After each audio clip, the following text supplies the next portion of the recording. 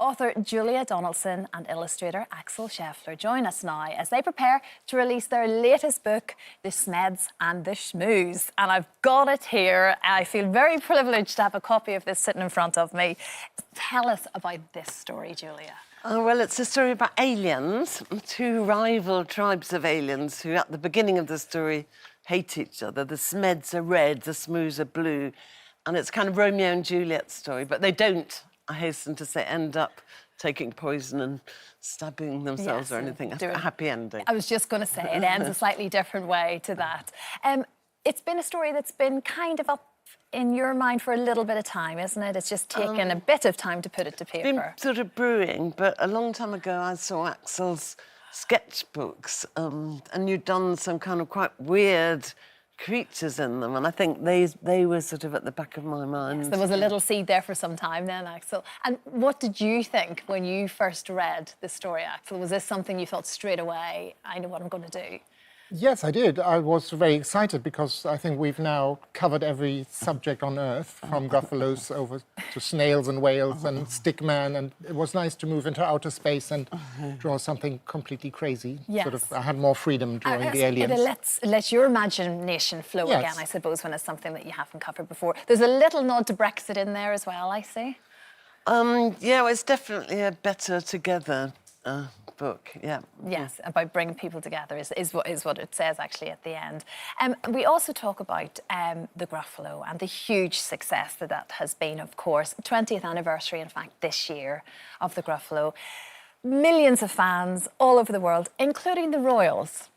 Which is a wonderful thing to be able to say. And I know, Axel, the last time you were here on this very show, you did a little sketch. Yes, it was George's first day at school, so I did a drawing. Exactly, and you did this wonderful sketch, which we sent off to the palace for Prince George, and we actually got a lovely letter back from them to say thank you very much and how much they appreciated the fact that you'd done that. So we're actually going to set you another little challenge today by potentially, if you wouldn't mind, sketching a little thing we thought for Archie to welcome him into the fold. Well, I think it'd be a very good idea if Axel drew this creature. We brought in it's a bit of a spoiler, actually, but when Janet and Bill get together, they have a baby who isn't red or blue. Yes. He's purple. He's this purple. is the Smoos Smed. Oh, so I think as Archie is the new baby, I think this would be quite... Well, that's wonderful, Axel. If you're willing to take on the challenge, we were very happy to do so. It's wonderful.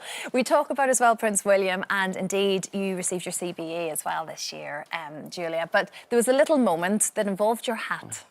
That's right, yes. I was fortunate enough to receive an honour at the palace, and I'm not really a great hat wearer, and at the vital moment when I was doing my little bob, my hat sort of blew off, so I was mortified. But then I said to myself, well, if, you know, in our story, the room on the broom, the witch's hat blows off, and I've got a couple of other books where hats blow off, so it was kind of life imitating art, yes, I suppose. It was going to happen eventually, wasn't it? Can I just ask how your working relationship works as such? You come up with a story, I guess, Julia, and then how does it work with you, Axel? Then the story is being sent to the publisher and they send it on to me and see whether I want to illustrate it. But we work completely separately, so all our communication is via the editor and the publisher.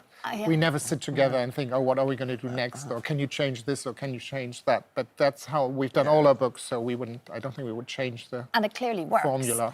So do you then have a moment when you put pen to paper, Julia, do you think, oh, what if he doesn't like it? What if this is the one that he doesn't go for? I my nails, you know, because I can understand. I mean, Axel, I suppose he's got to like the story because he's got to live with it and, you know, do all these pictures for months on end.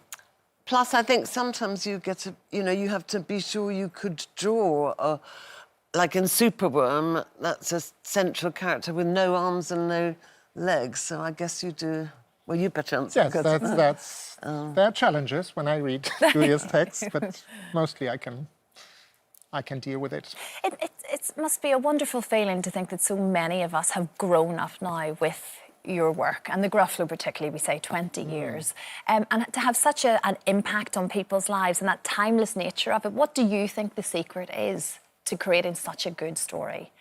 If I had a formula, I wouldn't be I think you do, Julie. You just don't know what it is because it's natural. Yeah, I suppose, I mean, I suppose just having had children and reading bedtime stories to them and knowing what a special time it is, that probably is sort of informed the way I write a bit. But it is a lovely thing to be doing when you know what a special time it is and how important books are and how they stimulate children's imaginations. Yeah, and that's exactly what it is at this stage of the digital era where everyone's picking phones up, how important it is. What did you make of, well, this went viral, in fact, this was the dad, Jacob Mitchell, rapping to the Gruffalo to his little one. It just works for everyone. I have heard the rapper, and I think it's just another amazing example where the Gruffalo can be taken. And we've been to Berlin to see an opera, and there's been the play, and there's been the animation, so it's amazing how versatile the Gruffalo is. No, of course. Well, we know the Gruffalo, and we will now know the Smeds and the Smoos, which is out next Friday, next the 5th. Yes, the 5th of September. So good luck. Lovely, lovely to see the two of you. And you can get started, Axel. I'll let you get started on that for baby Archie. We'll come back to that later on, yes, he's ready to go. I'm quite intrigued how you go about this. Now I've got something to show you now. Earlier, Gruffalo creators Julia Donaldson and Axel Scheffler were here, and Axel was drawing a picture for Harry and Meghan's baby Archie. Well, here it is. How lovely is that? And how quick is he at doing that? I think that was beautiful. We'll head it over to the palace straight after the show. Thank you very much, Axel. What a lovely gift that is.